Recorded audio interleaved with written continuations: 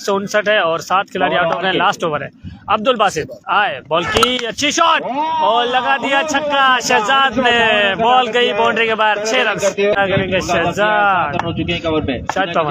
आए, बॉल की अच्छी शॉट, पहली बॉल में स्वागत किया छक्के से। यानी कास्केली भाई ने भी ऐलान कर दिया है। शाहिद पवार एक बार फिर आए, बॉल की अच्छी शॉट, एक बार फिर स्टाइल शॉट और बॉल गई बाउंड्री के बाहर। 6 रन दी है। जी मेहरबानी भाईजान, आपका बहुत बहुत शुक्रिया। शाहिद पवार आए, बॉल की अच्छी बॉल, फुल टॉस बॉल, लेकिन बॉल।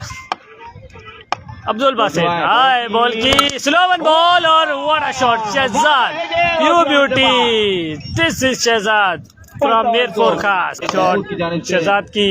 अब्दुल बासित एक बार फिर बॉलिंग रन पे तैयार, उनका सामना करेंगे शहजाद। अब्दुल बासित आए, बॉल की अच्छी शॉट, बॉल गई बाउंड्री के बाहर और एम्पायर का इशारा। 6 रन।